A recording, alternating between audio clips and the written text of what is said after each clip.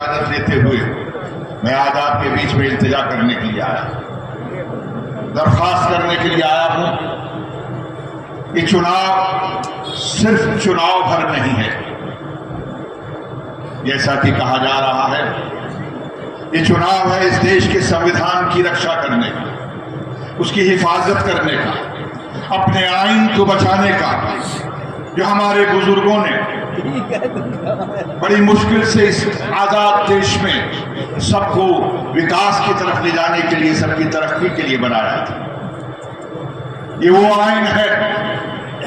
400 पार कहने वाले लोग ये हमारे दिलों में अंदेशा पैदा कर रहे हैं कि 400 पार कह के क्या ईडी और CIBI और पता नहीं इनकम टैक्स लगा के क्या आने वाला कल कहीं हमारे आइन को तो नहीं बदल देगा, हमारे संविधान को तो नहीं बदल देगा। हमें अपनी हिफाजत खुद करनी है। जो हमारे बुजुर्गों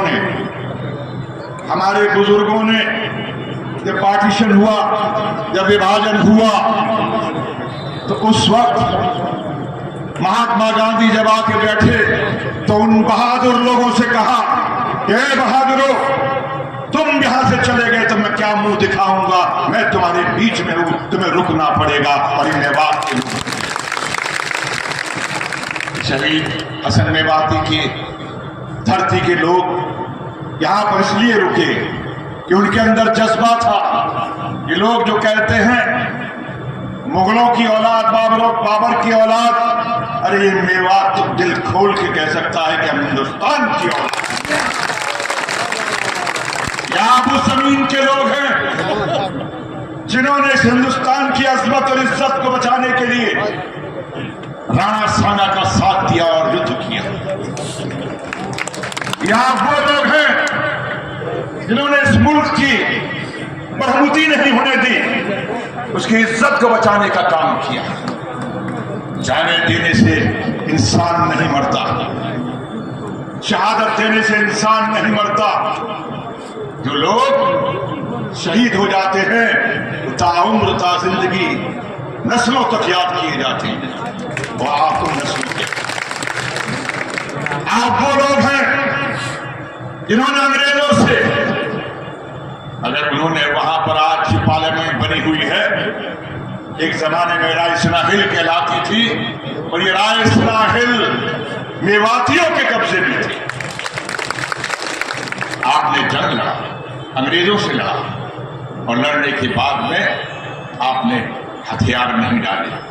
कहीं कुछ फैसले हुए और कुछ यहां बस गए, कुछ सोना में जाके बस गए। साथियों, आज ये वक्त आया है, वो लोग जो सिर्फ झूठ बोलते हैं। मैं किसी एक सांसद, पूर्व मंत्री 20 साल से जीत रहे इसी क्षेत्र से, उनके भाषण की कुछ 4 लाइनें सुन रहा था। मुझे बहुत अफसोस हुआ, मैं बड़े दुख के साथ में कहूंगा। एक उनका जुमला था कि देखिए मैं तो जीत ही जाऊंगा, मुझे आपकी जरूरत नहीं है, लेकिन आप मुझे वोट देंगे तो जाकर देख लो, जैसे मैंने गुड़गांव में किया, बादशाहपुर में किया, बाकी तमाम जगह विकास किया, मैं आपके यहाँ भी करूंगा। तो भाई मैं आपसे इतना कहना चाहता हूं, मैं आपके यहाँ 5 दिन देर से आया हूं, 6 दिन देर से आया हूं। इससे पहले मैं गुड़गांव में, बादशाहपुर में, मैं उस क्षेत्र में इसलिए घूम रहा था कि कम से कम मैं देखूं तो सही कि गुड़गांव में जो ऊंची ऊंची अट्टालिकाएं बनी हैं, उसकी जमीन तो महंगी हो गई है, लेकिन जमीन पर रहने वाले लोगों को कोई सुविधा नहीं। ये प्रेस के बंधु यहां पर मौजूद हैं, मैं सवाल कर रहा हूं। उन्होंने कहा कि देखा मेरा क्या विकास किया है मैंने, तो मैं उनके विकास के लिए पूछना चाहता हूं, मुझे बताएं ये ऐसा कौन सा विकास है कि आपके गुड़गांव का बस स्टैंड खड़ा हुआ है, टूटा पड़ा हुआ है, और आप उसको नहीं ठीक करवा सके 10 साल में। यह आपका कौन सा विकास है कि वहां का जो अस्पताल है वो टूटा हुआ है मरीजों के लिए, आप वहां पर कौन सा आपने विकास किया? मैं पूछना चाहता हूं, शीतला माता के मंदिर आज भी उसी हालात में हैं। आपने क्या विकास किया है? 10 साल यहाँ और 10 साल हमारे यहाँ से रहे। अगर ये विकास है आपका, और उनके विकास के बारे में सुन लीजिए, ये मैं तोहमत नहीं, मैं सिर्फ आंखों देखा हाल बता रहा हूं, जो लोगों की जुबानी है मैं आप तक पहुंचा रहा हूं।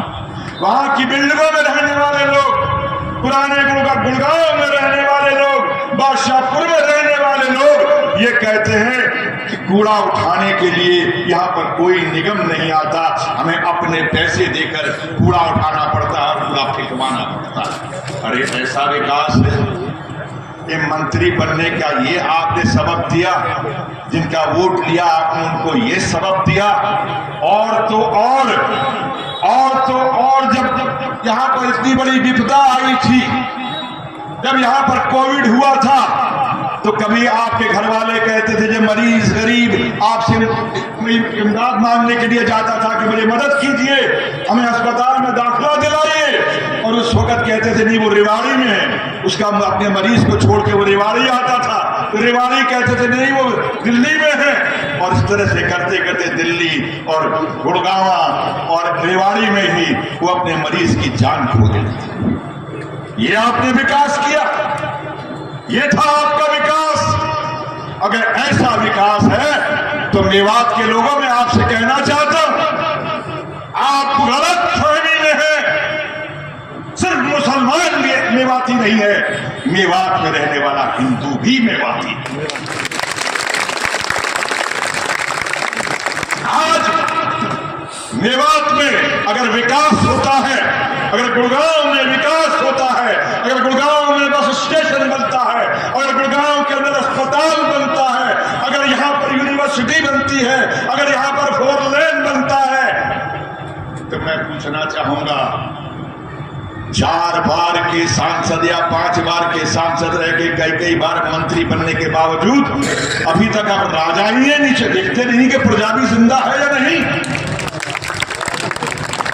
अरे हम तो बहुत मामूली आदमी है भाई, हमें तो आपने कह दिया मनोरंजन करने वाला है। चलिए हम आपका शुक्रिया कहते हैं, कम से कम आपने इतना तो एहसास किया कि हम टैलेंटेड है, काबिल है, हम लोगों का मनोरंजन कर सकते हैं। लेकिन आपने क्या किया?